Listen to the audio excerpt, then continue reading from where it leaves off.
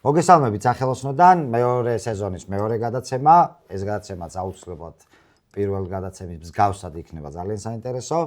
დღევანდელი გადაცემის თემა უძრავი ქონება და შესაბამისად ჩვენი გადაცემის სტუმარია უძრავი ქონების გურუ ვიქტორია საკუროვა. საკურა პროპერტის დამფუძნებელი და რეალტორი. სწორად ვამბობ. ნამდვილად. გამარჯობა. გამარჯობა ვიქტორია, მადლობა რომ გვესტუმრე. სანამ ჩვენ გადავალთ ახლა იმ დიალოგზე რომ გავაერთიანოთ ჩემი და შენი პროფესია და სად ხდება ჩვენი კვეთა ერთხელ და სამუდამოდ რომ გავიგოთ.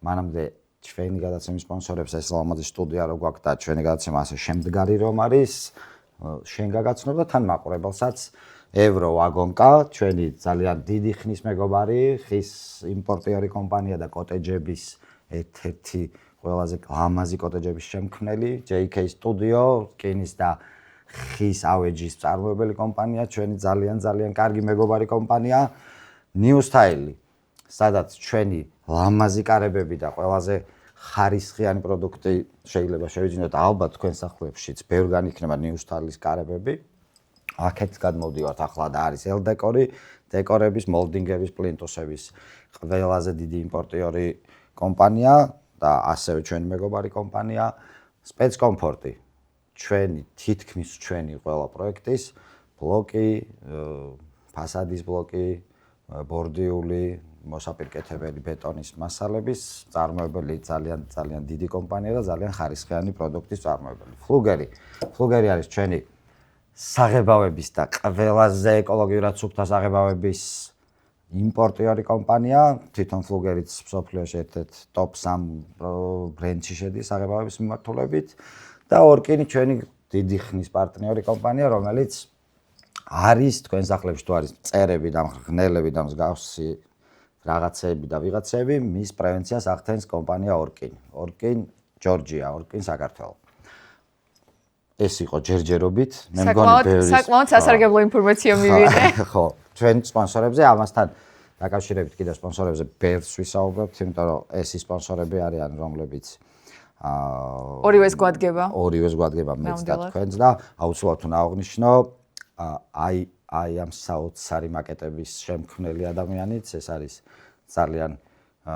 ხელოვანი, ძალიან შემოქმედებითი თუ დაგჭირდათ თქვენი პირადი სახლის ვიზუალის ასე მაკეტად გადატანა, აუცილებლად გადადით გვერდზე და ესტუმრეთ ნათიას golden ხელებს, ნათიას ოქროს ხელებს Facebook-ზე ნახავთ, ჩვენს მითითებული გვექნება. ძალიან გამოვიწერე და ანუ აღფრთოვანებული ვარ, ულამაზესია, შემიყვარდა ეს სახლი, უნდა წავიღო აქედან რო წავა. ხო და მეც დაჟე კითხვა დაგვიშვი გადაცემამდე, რამდენად შეიძლება გაიყიდოს ეს სახლი, თქო? მაგრამ შენ მე მგონი ჯერ იმაში ხარ, ხო? თბილისის მასშტაბით. მე თბილისში ვარ, ეს სახლი მდებარეობს აჭარაში. და რა თქმა უნდა ისე უნდა ვიმოქმედოთ და ვისაუბროთ როგორც ჩვენი პროფესიონალიზმია და ჩვენი არეალი გვაქვს იქ ვერ ყოვით. იქ გეტყვი. აჭარაში ჯერ ვერ გეტყვი. ვიქტორია, გადავიდეთ ახლა ჩვენ გადაცემაზე და დავიწყოთ აი ეს რაღაცა ჩვენი ის დიალოგი, რომელი დიალოგითაც მივალთ იქამდე, რომ ჩვენ რაღაცებს ვაკეთებთ და კომპანიები რაღაცებს ვაკეთებენ სამშენებლო სექტორში, სადაც აი ამ კონკრეტულ პროდუქტებსაც იყენებენ, ამ ყველაფერს მე თქვენ ყიდით. კი ბატონო. რეალურად და აი ალბათ შეიძლება ყველაზე მეტი სახლი გქონდეს ნანახი. სხვადასხვა სახლი. აი დღეს რა ტენდენცია გვაქვს და როგორი სახლებია უფრო მოთხოვნადი. პირველი კითხვა იყოს ეს და შემდეგ უკვე ალბათ ბევრი კითხვები შემოვა უკვე შენი პასუხის შემდეგ. კი ბატონო. დღეს ამ სიტუაციიდან გამომდინარე რაც არის ქალაქში, გადატვირთულობა, ტრაფიკი, სამსახურში ვერ მიდიხარ დროულად, ჰაერის დაბინძურება, ამ ყველაფერმა გამოიწვია ის, რომ ადამიანებს გაუჩნდათ სურვილი შეიძინონ კერძო სახლი. თუმცა ახლა კითხვაა, სად უნდა შეიძინონ, სად მიდიან, რა არის მოთხოვნა, როგორი არის მოთხოვნა? ძირითადად ახლა არის ტენდენცია თბილისთან ახლოს კერძო სახლების შეძენის, იმიტომ რომ საცობში მაგალითად მე საბურთალოზე ოფისში მივდივარ 30 წუთი. შესაბამისად, მე თუ საგურამოდან თბილისში მჭირდება 35-40 წუთი, რატომაც არა, ანუ უფრო სუფთა ჰაერზე ვიცხოვრებ, უფრო კარგი საცხოვრებელი პირობები მექნება, კარგი გარემო ოჯახისთვის და ასე შემდეგ. აქედან გამომდინარე, მოთხოვნა პირველ რიგში უნდა ვისაუბროთ იმაზე, არის ლოკაციაზე, რომ იყოს თბილისთან ახლოს. ეს არის ყველაზე მნიშვნელოვანი, რაც არის დღეს. აქცევენ თუ არა ყურადღებას რაღაც კონკრეტულ პროექტებს. ანუ რაღაცა ვიზუალი არის თუ არა, თქვენთან აი შემოდის რაღაცა თქვათ, რომ ადამიანს უნდა სახლის ყიდვა და ანუ არის სახლის ვიზუალი უფრო მნიშვნელოვანი თუ თქვათ მიწის ნაკვეთის ზომა და ეზო უფრო მნიშვნელოვანია მათთვის თუ აი ყველაზე დიდ მნიშვნელობას ასანიჭებს პოტენციური კლიენტი, ასე რომ ვთქვათ. კერძო სახლის შეძენისას ყველაზე დიდ მნიშვნელობას ანიჭებს ორივეს, უნდა კონდეს დიდი ეზო, ეს არის პრეფერენცია, დღეს არის 500 კვადრატი პლუსი და უნდა კონდეს ლამაზი თანამედროვე ვიზუალი. რომ ეკითხები, რას ნიშნავს თანამედროვე ვიზუალი? აი ხომ ხვდებით თანამედროვე პასუხობენ და ეს არის უბრალოდ ჭალებში ვთქვათ რაღაცა ტრაფარეტად, რომ არის რაღაც თანამედროვე ვიზუალი. ზუსტად, აი რომ გქონდეს მაგალითად, კერძო სახლი, რომელსაც არ აქვს თანამედროვე ვიზუალი, მაგრამ უფრო ხარისხიანი მასალებით არის აშენებული, უფრო სწორად არის დაპროექტებული და არის იგივე ზომის მიწაზე, მიანიჭებენ უპირატესობას ვიზუალურად ლამაზ თანამედროვე კერძო სახლს, ვიდრე თუნდაც უფრო ხარისხიანს და უფრო კარგად დაპროექტებულს. ხო, ეს არასწორია რეალურად. თუ გინდა რომ მოწყდე აი ამ რაღაცა ქაოსს და არაჯანსაღ გარემოს, თქვათ, რაც სიტყვაზე თბილისში ხდება გამონაბოლქვიდან, გადატვირთულობიდან გამომდინარე, მაშინ აუცილებლად უნდა აქცევდე რა პროდუქტებით არის აშენებული, ნამდვილად 100%. რამდენად სწორი პროდუქტებია გამოყენებული, იქ თუ თან თქვათ ბავშვმაც უნდა იცხოვროს და ასე შემდეგ. სიტყვაზე უნდა გქონდეს ის გარემო ჯანსაღი თუ წდები არაჯანსაღ გარემოს თქვა. 100%-ით, მაგრამ თუ ვიზუალის ნაწილში ვისაუბრებთ, ვიზუალის ნაწილში პირველი არის ვიზუალი და მერე ეს ყველაფერი. უკვე ორ თანამედროვე სახლს შორის აუცილებლად მაგას მიენიჭებენ ყურადღებას და მნიშვნელობას. მაგრამ, როდესაც არის ნაკლებად თანამედროვე სახლი, მაგრამ უფრო ხარისხიანი და უფრო კარგი წყობა და უფრო თანამედროვე, მაგრამ ნაკლებად ხარისხიანი და იგივე ბიუჯეტში მანდ მივდივართ უფრო ლამაზ სახლზე.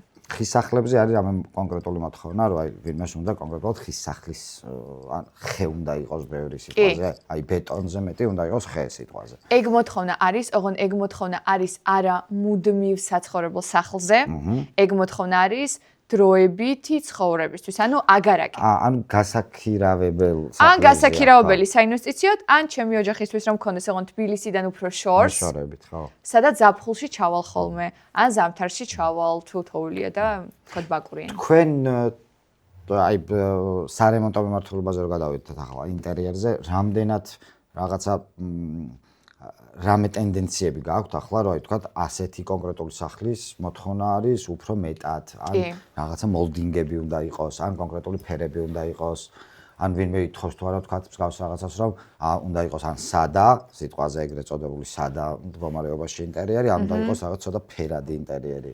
რამდენად მოთხოვნადია ეს და რამდენად კლიენტი რომ შედის ეს ეგრეთ წოდებული მომხმარებელი თუ ყიდველი პოტენციური, რამდენად აი შემხებლობით თქვა რაღაცებს კიდებს ხელს, რომ ეს რა კარგია, ან ეს ცუდია. მსგავსი ესენი кейსები გააქვთ? ძალიან ბევრი кейსი გვაქვს და შეგვიძლია ამაზე უსასრულოდ ვისაუბროთ, თუმცა მთავარი რასაც აქცევენ ყურადღებას არის ისევ და ისევ თანამედროვე დიზაინი. ახლა მე უნდა ივარაუდო რას ნიშნავს ეს თანამედროვე დიზაინი, თუმცა აი მარტივად რომ ავხსნა უფრო არის რა მაგალითად ყველამ ვიცით მას მარკეტ ავეჯის მაღაზიებში რა იყიდება და ძირითადად ეს ყველაფერი არის ერთნაირი. ეს ყველაფერი არის დროით გაცვეთილი. ეს ყველაფერი არის არაესთეტიური, მაგრამ ბიუჯეტური. ბევრი ადამიანი, როდესაც ყიდულობს ბინას გასაყიდად, არემონტებს და ძალიან სამწუხაროდ. ის ადამიანები, რომლებიც ახლა იწყებენ გასაყიდად ბინების შეძენას, ძალიან სამწუხაროდ იყენებენ აი იმ mass market average-ს, ნაცვლად იმისა, რომ თუნდაც შეკვეთით გააკეთონ ოდნავ უფრო მაღალ ფასად, მაგრამ ვიზუალურად ესთეტიურს, ჰარმონიულს და დაიქირავონ ინტერიერის დიზაინერი, რომელიც ამას გააკეთებს. ინტერიერის დიზაინერის გარეშე, შეკვეთით ავეჯის გარეშე, რასაც იპოვიან mass market-ზე იმ ავეჯით, რომლის დიზაინიც ყველა მზეპირად ვიცით, იმათმაც კი მიცამს სფეროში საერთოდ არანაირად. არ არის. მოკლედ ვთქვათ, ბიუჯეტურად აკეთებენ, ძალიან ბიუჯეტურად თითქოს და კი. თითქოს და კი. მაგრამ საბოლოოდ, როდესაც მიდიან გაყიდვისკენ და უკვე გაყიდვის პროცესში არიან, ხედავენ რომ მომხმარებელი ამას ატყობს, ხედავს და მერე უწევთ ფასის კლება. და ბოლოს რეალურად ესე იგი ჯობია ისე რომ ხარისხიანი და თქვათ ინტერიერის დიზაინერის და კარგი თქვათ არქიტექტორის და ინტერიერის დიზაინის ჩართულობა იყოს გავს პროექტში, იმიტომ რომ მე უფრო გაუმარტივდებათ გაყიდვა, ვიდრე ასე თავის ხელით რაღაცები აკეთონ. იარონ პროდუქტები იაფიანი არჩიონ და შესაბამისად მეტი მოგება საბოლოო ჯამში ვეღარ რჩება. ვერ რჩებათ, იმიტომ რომ არ ერკვევიან, ვინც დამწყებია ამ მიმართულებით, ან ფლიპინგში, ასე ვთქვათ, ვინც არის დამწყები, არ ერკვევა და ამ შეცდომას უშვებს, მერე იწელება ეს ქონება რჩება ბაზარზე ძალიან დიდი ხანი, მისთვისაც ცუდია სხვა ქონებას ვერ იწყებს პარალელურად, ან სხვა ქონებას ვერ აქცევს ყურადღებას. ამიტომ შეიძლება არ ვისაუბროთ, აქაც ბიუჯეტებზეა დამოკიდებული და უბნებზე, მაგალითად, დიდ დიღომში, როდესაც მე ვარ ფლიპერი, მე ვერ დავიქირავებ ძალიან ძვირიან ინტერიერის დიზაინერს, არქიტექტორს და რაღაც ძალიან ბრენდულ ავეჯს, რომ შემოვიტან. რატომ? იმიტომ რომ მოთხოვნა დიდ დიღომში ბინებზე არ არის, რომ მე მინდა ძალიან ხარისხიანი. არ არის, სამწუხაროდ არ არის, ანუ აქ თითქოს უფრო მწუხარებით საუბრობთ, მაგრამ როდესაც მივდივართ ვაკე საბურთალოსკენ, მანდ უკვე მყიდველი სხვანაირად აზროვნებს. მანდ უკვე მყიდველი, აი შენ რომ მიკითხე, ამას თუ აკეთებსო ბინაში, რომ შედის, ძალიან ბევრს აკეთებს ამას. ანუ ბრენდსაც უყურებს. ყველაფერს უყურებს, რომ აი ეს და მესაკუთრეებიც უფრო სხვანაირი ცნობიერების არიან, ანუ გეტყვენ, რომ ეს იქ ვიყიდე. ეს შევიძინე ამ მაღაზიაში. ეს შევიძინე ამ მაღაზიაში, ეს შეკვეთით გავაკეთებინე, იმიტომ რომ მე კი გასაყიდად გავაკეთე, მაგრამ მე მინდოდა რომ ხარისხიანად ყოფილიყო, რომ მე არაფერი არ მითხრას მყიდველმა, იმიტომ რომ მე მომავალში კიდევ ბევრს ვაპირებ და აი უკვე ის ფლიპერები, რომლებიც თავიანთ რეპუტაციაზე ზრუნავენ, მათთვის გაყიდვაც მარტივია, იმიტომ რომ ყიდველები ერთმანეთში საუბრობენ, მეგობრები საუბრობენ, მე თუ საბურთალოზე ვცხოვრობ, ჩემს მეგობარსაც ვურჩევ რომ იცხოვრო საბურთალოზე, მე თუ შენგან შევიძინე ბინე და შენ ხარ ფლიპერი, ვურჩევ რომ ისევ შენგან შეიძინოს, იმიტომ რომ მე უკვე გამოცდილება მივიღე და ნამდვილად შენ გაკეთებულ ბინაში ვცხოვრობ უკვე 1 წელია და ნამდვილად რაც მითხარი ისე არაფერი არ გაფუჭებულა, არაფერი არ აკერცლილა, არაფერი არ გაბზარულა. თქვა ჭპაკლი რო იბზარებ ხო პირობთ ან არაფერი არ გაბზარულა კმაყოფილი ვარ და უკვე ჩემს მეგობარს ვონები რომ იცი რა აი გიორგი რო გააკეთებს ბინას ჩაუსაფრდი და უნდა ჩაუსაფრდი იმიტომ რომ მალე იყიდება და საბურთალოზე და ვაკეში ყიდველები უფრო მზად არიან რომ გადაიხადონ ექსტრა ხარისხში აი აქ უკვე უბნების გამიჯვნა მიდის და რაღაც იყო რაღაც ერთ პერიოდ ტენდენცია რაღაც 60 კვადრატული საშუალო 60 კვადრატული სახლები იყო უფრო გაყიდვად. ეხლა რამე ხო შეიცვალა თქვა. არაფერი არ შეიცვალა. იგივე დარჩა. იგივე მოთხოვნა და აი მაგალითად 65 კვადრატზე მეტი თუ არის უკვე ბინა, ზოგ მყიდველს აქვს მოთხოვნა რომ ორი საძინებელი უნდა გქონდეს. რახან 65-ზე მეტია. კი ბატონო და იყიდება, იმიტომ რომ ოჯახები, რომლებსაც აქვთ შეზღუდული ბიუჯეტი, ან შეზღუდული თანხა გამოყოფილი ბანკიდან, მაგრამ არიან ბევრნი, არ არის ერთი ადამიანი და არც ერთი წყვილი, ვთქვათ, ბავშვია ან რამდენიმე ოჯახის წევრია, აუცილებლად უნდათ რომ არაუშავს ვიყო ვიწროდ, მაგრამ მეორე საძინებელიც იყოს, რომ ცალკე ვიყოთ და ერთმანეთის რაღაცა პირადი ცხოვრება, პირადი საზღვრები იყოს დაცული. დღეს უკვე პირადი საზღვრების დაცვისკენ მივდივართ, ამიტომ პატარა ბინებშიც ორ საძინებელს ითხოვენ და მოთხოვნადი კი, აი მაგალითად, როდესაც არის ბინა თქვათ 80 კვადრატი ერთ საძინებლიანი, შეიძლება შენ თუ ხარ სივრცის მოყვარული, ძალიან მაგარია, მაგრამ გაყიდვადი ეგეთი არ არის. უნდა შეუყვარდეს იმ ადამიანს ის ბინა, რომ იყიდოს. ეს არის უფრო პატარა პროცენტულობაზე გათვლილი იმ ადამიანებზე, რომლებსაც სივრცე უყვართ და სივრცე მათთვის ძალიან მნიშვნელოვანია. ერთი მნიშვნელოვანი საკითხი კიდევ. ჩვენ პრაქტიკაში გვაქვს ასეთი რაღაც, რომ თქვა თბილისთან ახლოს, როგორც გადაცემის დასაწყისში ვახსენეთ, ვაშენებთ რაღაც კონკრეტულ სახლს, სადაც დამკვეთი უბრალოდ იზახში, აი მე დავიღალე თბილისში ცხოვრებით, უნდა გადავიდე საგურამოში საცხოვრებლად, მთელი ოჯახი გადმოდივარ და ბოლოს ეს ახლა სრულდება, მაინც რეალურად ხდება აგარაკი. ანუ ფიზიკურად ვერ გადადიან საცხოვრებლად. არის ეგ სირთულე ნამდვილად. კონკრეტულად აგარაკის მოთხოვნა აქვს ვინმეს? ანუ არა ასე გადასასვლელად, უბრალოდ აი აგარაკი რო შეიძინოს. უფრო იშვიათად, რატომ? იმიტომ რომ ადამიანები, რომლებიც ეძებენ აგარაკს, მათ იციან, რომ არ უნდათ უკვე აშენებულში თანხის ჩადება, იმიტომ რომ მანდ კიდევ თანხა დამატებულია და მოდი ჩემი დროებით საცხოვრებლისთვის რატო გადავიხადო ზედმეტად თანხა, როდესაც მირჩევნია, შევიძინო მიწა, მივიდე გიორგისთან და ამიშენოს. კი ბატონო, აგარაკის ნაწილში მანდ მიდიან.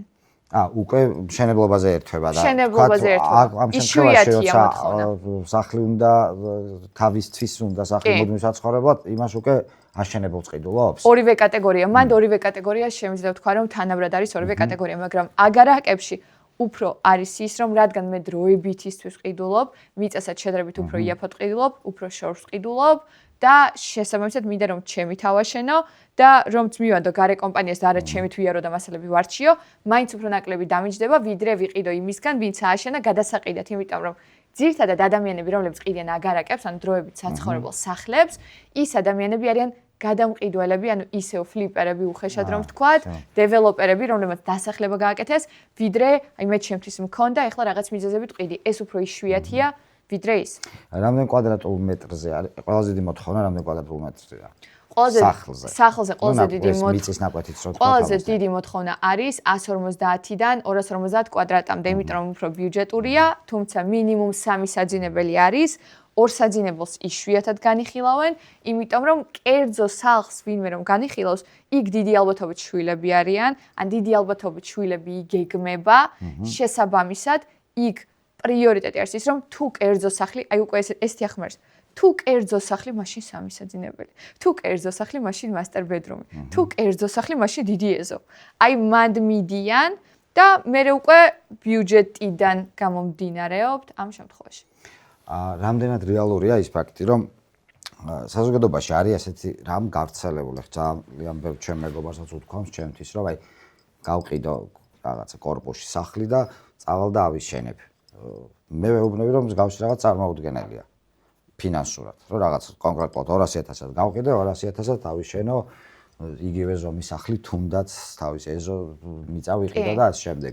რამდენად რეალურია ეს ფაქტი? რეალურია. რომ შეუძლია რომ გაყიდოს ეს თქვენი მიმართულებით თან ძალიან კარგი რაღაც არის. ხო თქვენ თუ მოგმართავთ იმ სახლსაც გაუყიდით, აქაც უყიდით ნაკვეთს და აშენებით ეხლა თუ ან აშენებულს იყიდი ის.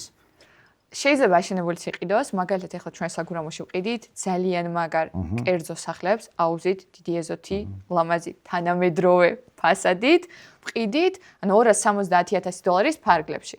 ახლა გადავიდეთ. ეს სახლი თუ გაიყიდა, ჩვენ მოხმარებად ვთქვათ, ჩვენი კოდით დოქტორ სამხარით სახელოსნოთი დარეკეთ ვიქტორიასთან და ჩვენს მივიღებთ პროცენტს უკვე. შეგვიძლია ესე შევთანხმდეთ პირდაპირ ხალხისთან. კი ბატონო. რას ვსაუბრობთ? ეს კერძო სახლები, ან 270,000 დოლარად იყიდი 3 4 საძინებელი კერძო სახლს, ლამაზი ფასადით, საგურამოს მთავარ გზასთან, მაღაზიები გაქვს გარშემო, სუფთა ჰაერი გაქვს, თისხედები გაქვს და ასე შემდეგ. საგურამო კიდე ცალკე ის გახდა, ანუ საგურამო ქვია უკვე იმას. რა ქვია, იქიდან მცხეთიდან იმამდე რუსეთის საზღვრამდე, უკვე საგურამო ქვია მაგეთ ხარეს. ხონ ყველა ამბობს საგურამოს და არის ამ დროს რაღაცა ნავდარანტკარი, ის კარი, ეს კარი, ნუ ხო და რომელ საგურამოზე გვაქვს ჩვენ საუბარი? ნამდვილ რეალურ საგურამოზე თუ აი რეალური საგურამო მთავრდება ნიკორასთან. ნიკორასთან, ხო. აი ნიკორა რომ მთავრდება, მაგის მერი არის ეს. ადრე იყო ხოლმე ფოსტასთან მთავრდებოდა რაღაცები, ხარ შეიცვალა ნიკორებთან მთავრდება, ხო? ქალაქის ათვლა იწყება და A პუნქტიდან B პუნქტი იყო, ფოსტიდან ფოსტა. ადრე მთავრდებოდა ნიკორასთან. ეხლა მთავრდება სევსამორასთან. მერე დამთავრდება ახატანთან და მერე სად დამთავრდება იქ უკვე აღარ ვიცი. ხო, ანუ გავიცით, საგურამო გადიდდა ეს მოკლედ. საგურამო გადიდდა და უნდა ვაღიაროთ რომ გადიდდა, მაგრამ ლოგიკურად გადიდდა ეხლა ახატანი რამდენად საგურამოა, მე მანდ ვერ შევალ. მაგრამ ის რომ სევსამორა უკვე საგურამოა, ნამდვილად არის, იმიტომ რომ სევსამორა გახდა ჰაბი, რის გარშემოც აშენდა პრემიალური ვილები. 10 წლის წერტილია სევსამორა. 10 წლის წერტილია, იმიტომ რომ მანდ უკვე რესტორანია, შესაბამისად მე ადამიანი რომელსაც ძალიან მიყვარს გემრიელი კარგი რესტორნები და არ განვიხილავდი საგურამოს, იმიტომ რომ აუცილებლად თბილისში წავიდე მაგის გამო. გვერდზე ახლა მაქვს სევსამორა, სადაც არის კარგი რესტორანი, შემიძლია ჩემი სტუმრები წავიყვანო, შემიძლია თუ მეზარება გადავიდე ფეხით, საუნა, მასაჟი, შესაბამისად მე ადამიანს, რომელსაც მინდა რომ პრემიალურ სახლში ვიცხოვრო დიდი ხნით და არა დროებით, ჩემთვის ეს უკვე ჰაბია და ეს უკვე საგურამოა და ლამაზი ხედები იშლება იქიდან. რამდენად აქცევენ ყურადღებას, თქვათ რაღაც სველი წერტილების რაოდენობას სახლში, სიტყვაზე საძინებლის სწორად განლაგებას, ან მსგავს რაღაც დეტალებს, რომელიც თქვათ ინტერიერის შექმნის დროს გჭირდება, მაგრამ ნუ ეს ადამიანები ხო უკვე შექმნილს ყიდულობენ, თქვათ და რამდენად მნიშვნელოვანია მათთვის თუნდაც სიტყვაზე ორი სველი წერტილი სახში. ცალკე სამზარეულო სიტყვაზე ან დახურვა, ან რაღაც გაერთიანებული სტუდიოს ტიპის. ანუ ამ დეტალებს აქცევს ალბათ. ძალიან აქცევენ ასეთ რაღაცებს ყურადღებას, კიდევ უფრო აქცევენ ასეთ რაღაცებს ყურადღებას, ვიდრე ინტერიერია, თუ არჩევანი აქვთ, მაგალითად, 3 საძინებელიან ბინას შორის 2 სველი წერტილით, თუ სამსაძინებლიანი ბინა და ერთი სველი წერტილით, პრიორიტეტს ანიჭებენ სამსაძინებლიანი ბინას ორი სველი წერტილით, შეიძლება ფერები იქ არ მოსწონდეთ, თუმცა თუ სამი საძინებელია, უკვე სველი წერტილი უნდა გქონდეს. მეორე. თუ ორი საძინებელია, ორი თუ იქნება კარგია, მაგრამ ერთი არაუშავს. აი ეს მიდგომა აქვთ. რაც შეეხება საძინებლის მდებარეობა, ძალიან მნიშვნელოვანია. ყველას უნდა რომ საძინებელი იყოს ნათელი. შესაბამისად, მზე დილით უნდა ამოდიოდეს მაგ მხარეს. თუ არის ჩაბნელებული, ასეთ ბინებს უფრო განიხილავენ გასაქირავებლად. თუ განიხილავენ თავისთვის, ძალიან დიდი მნიშვნელობა აქვს, რომ ეს ყველაფერი იყოს ნათელი. აი საცხოვრებელი კომპლექსები რომ არის თბილისში ბევრი ამ მსგავსი დასახლება, სადაც რაღაც ჩაკეტილ სივრცეში არის ბევრი კორპუსი, არის ცალკე სიტყვაზე ყველა ის პირობა აქვს თქვა იმედოში, რა პირობებით სიტყვაზე უნდა გახვიდე სახლიდან, იყიდო თქვა შეხვიდე მაღაზიაში, შეხვიდე რაღაცა საცხობში, ასე შემდეგ და რამდენად მნიშვნელოვანია მომხმარებლისთვის, ანუ ასეთ სივრცეებში ცხოვრება. ნუ ბევრი უბანი გვაქვს თქვა რაღაც ჩემი სახლი ჯიქიაზე სიტყვაზე. მსგავსი პროექტებში ალბათ თავიდანვე ამბობენ, რომ აი მინდა მსგავს სივრცეში სახლი. სამწუხაროდ არ ამბობენ მინდა მსგავს სივრცეში სახლი, იმიტომ რომ იციან, რომ მიწოდება იმდენად პატარა არის, როგორც ასეთი პროექტების რაოდენობის ზოგადად თბილისში და ასევე გასაყიდი ბინების ასეთ პროექტებში, ვინაიდან ასეთი ბინები უფრო მალე გაყიდვადია, უფრო მოთხოვნადია. მოთხოვნა ასეთ ბინებზე, რომლებიც კომპლექსებში მდებარეობს, უფრო არის ოჯახების მხრიდან. თუმცა რა თქმა უნდა, ადამიანი, რომელიც ფიქრობს იმას, რომ სად შევიძინო ბინა და როგორი პირობები მინდა, აუცილებლად აქცევს ყურადღებას იმას, რომ გარშემო იყოს ყველაფერი, სუპერმარკეტი, აფთიაქი და ასე შემდეგ. თუმცა არ გვაქვს ბევრი ისეთი პროექტი, რომელიც ამ ყველაფერს გთავაზობს. მაგრამ რას გთავაზობს? მდებარეობს ძალიან მაგარ ლოკაციაზე, საიდანაც ისედაც ძალიან ახლოს არის ეს ყველაფერი. რამდენად სანდო გახდა მშენებარე პროექტებში, ანუ ჩვენ მქონდა რაღაც დიდი ხნის განმავლობაში მშენებარეს ერიდებოდა, რომ მშენებარე პროექტში შეეტანა, თქვათ, რაღაცა ნაწილი თანხა ან შეეძინა ბინა. ამ შემთხვევაში რამდენად სანდოობა გაიზარდა სიტყვაზე ამ სამშენებლო კომპანიების მიმართ? სანდოობა ძალიან გაიზარდა, იმიტომ რომ პირველ რიგში სახელმწიფომ შემოიღო ბევრი რეგულაცია მშენებლებისთვის. ბანკებიც გამკაცრდნენ სესხების გაცემის ნაწილში, მაგალითად წელს უკვე თითქმის ვერც ერთი დეველოპერი ვერ მიიღებს ახალ სესხს მშენებლობისთვის. აი ესე გამკაცრდა და ასევე გამოიკვეთა ბევრი ძლიერი დეველოპერი, რომელიც თვით დაფინანსებით აშენებს და არც კი სჭირდება ბანკის დაფინანსება, ესენი არიან ძირითადად დიდი ჰოლდინგური კომპანიებიდან შექმნილი დეველოპერული კომპანიები, ასევე ძალიან მყარი საერთაშორისო ინვესტორების გაერთიანებით შექმნილი დეველოპერული კომპანიები, რომლებმაც უკვე ისეთი გამოცდილება მოიტანეს ბაზარზე, იმდენი გაჩვენეს მაგარი წარმატებული პროექტი, რომ უკვე მათ თვალდახუჭული ენდობის შესაბამისად ჩვენ ახლა დავიწყეთ მაგალითად დეველოპერული მიმართულება, ვთავაზობთ უკვე ჩვენს მომხმარებლებს დეველოპერულ პროექტებსაც და გვყავს მხოლოდ ეგეთი დეველოპერები, რომლებსაც ჩვენს თვალდახუჭული ვენდობით და ასევე მომხმარებელიც მარტივად ჩვენს გარეშეც, რომ შეხედოს ამ ყველაფერს, გაიგებს, რომ ეს დეველოპერი აუცილებლად ჩაგაბარებს პროექტს და აქ საშიშროება არ გაქვს. თუმცა, როდესაც საუბრობთ დამწყებ დეველოპერზე, რომელიც ახლა მით უმეტეს სესხის გარეშე ეცდება, რომ რაღაცეები ააშენოს, გამოცდილება დიდად ამ მიმართულებით არ აქვს. მან რა თქმა უნდა, ეჭვს მეც შევიტანდი და არც ჩემთვის და არც არავისთვის მაგას არ გავაკეთებდი, არ ვურჩევდი. თუმცა, სად ყუდებიან ყიდველები ყუდებიან, რომ უფრო გამოუცდელი დეველოპერებისგან ყიდულობენ შედარებით უფრო იაფად, ვიდრე გვერდით კორპუსში გამოცდილი დეველოპერისგან, იმიტომ რომ იმას ფული სჭირდება და ის ბევრ რაღაცაზე მიდის. აქ ცოტა ეჭვებია. გადახდის პირობებზე, ყველაფერზე. თუმცა დღეს ეს ცნობილი დეველოპერები უკვე ისეთ კარგ პირობებს გთავაზობენ, ისეთ კომფორტულს, რომ რატომაც ახვიდეთ ამ წყებთან, რომელსაც ბექგრაუნდი არ აქვს, საშიშია. რა თქმა უნდა, ყოველს წარმატებას ვუსურვებ ბიზნესში და მინდა რომ ყველა დამწყები დეველოპერი ოდესღაც გახდეს ძალიან წარმატებული ცნობილი დეველოპერი, მაგრამ ყიდველის მხარეს, როდესაც ხარ, ამ შემთხვევაში ყიდველია პირველი, ვინც შენთან მოდის. რთულია. ახლა რამდენად გამარტივდა თქვათ ბინის შეძენა? აი თქვენ ყოველდღიურად ხართ ამ მიმართულებით და ამ სფეროში თქვათ და რამდენად მარტივია აი სახლი მინდა და რამდენად გამარტივებულია თქვათ შარშანელთან შედარებით? ძალიან მარტივია დღეს უკვე, იმიტომ რომ შარშან მაგალითად ის ცნობილი დეველოპერები, რომლებსაც მაგალითად ეკონომ კლასი და საშუალო კლასის ქონებები ჰქონდათ ძალიან ბევრი, სარგებლობდნენ, ვერ ვიტყვით, მაგრამ მოთხოვნა იმდენად მაღალი იყო მაშინ, რომ გთავაზობდნენ 20%-იანი, 30%-იანი პირველადი შენტანი, რომელიც ყველას არ აქვს და მერე შიდა განვადება. ანუ რეალურად თუ შემიყიდულ დასრულებულ ბინას უნდა იყიდო ასე. ასე 20 და 30% ყველას არ აქვს. შესაბამისად, კი ძალიან ბევრი ადამიანი ყიდულობდა, მაგრამ არა იმდენი, რამდენიც დღეს ყიდულობს. და დღეს უკვე ეს დეველოპერები, რომლებიც ძალიან სანდოები არიან, წავიდნენ იქითკენ, რომ მე გთავაზობ 0%-იან პირველ შენატანს, ძალიან კომფორტულ შიდა განვადებას და შემოსავლების დადასტურების გარეშე ამის შემდეგ ბანკში გადასვლას. ავტომატურად გადადის. ავტომატურად, არაფერს არ გიმოწმება. შესაბამისად, შენ თუ ხარ ინდივიდუალ რომელსაც აქვს ძალიან კარგი შემოსავალი, მაგრამ ბანკი ამას არ გიდასტურებს, იმიტომ რომ ინდივიდუალებს ძალიან დეტალურად უყურებენ და ძალიან როგორ თქვა, ძალიან დეტალებში გաղყავთ ეს ყველაფერი და მე worst გეუბნებიან ხშირ შემთხვევაში.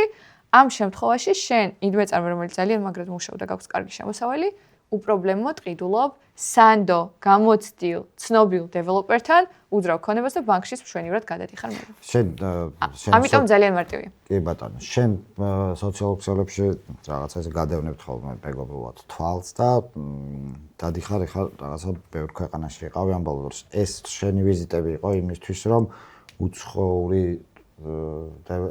დეველოპერები შემოგეყვანა საქართველოში? და რამდენად გაზრდილია თქვა ახლა შენ რასაც ამჩნევ, ანუ სხვა ქვეყნის დეველოპერი რო საქართველოში იწყებს თქვა თუნდაც მშენებლობას. კი ბატონო.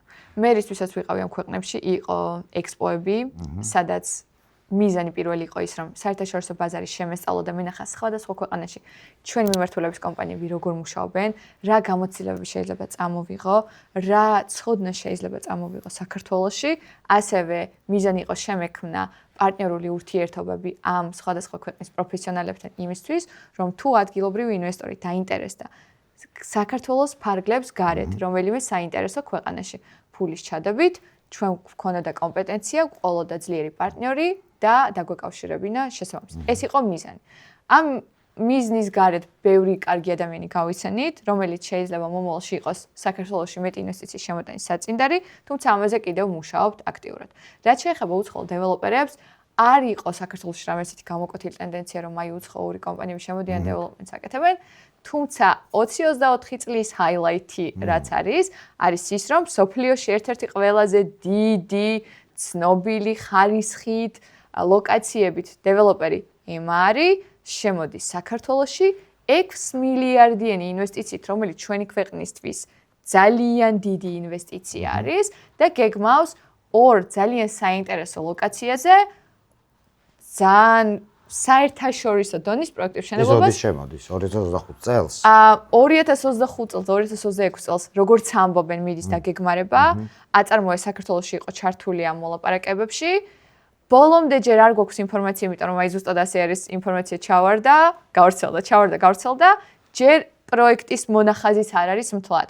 თუმცა, როგორც გვეუბნებიან, 2026 წელს უკვე დაიწყება აქტიური პროცესები, უკვე გვეცოდინება პროექტი და რადგან ემარი შემოვიდა საქართველოში, აუცილებლად ყველა სხვა დეველოპერი პირველ რიგში, არაბთა საამიროებში და იქ ძალიან ბევრი დეველოპერია, დაინტერესდება და ასევე მსოფლიო ბაზარიც დეველოპერების სხვანაირად შემოხედავს, ასე ვთქვათ, საქართველოს და მე უკვე საინტერესო რა ტენდენციები წავა. დღეს ვერაფერს ვერ ვიტყვით, თუმცა თუ ემარი ნამდვილად შემოვიდა, თუ ნამდვილად განახორციელა ეს პროექტები, მაშინ კოლოსალურად სხვა სურათი გვექნება 2-3 წელიწადში.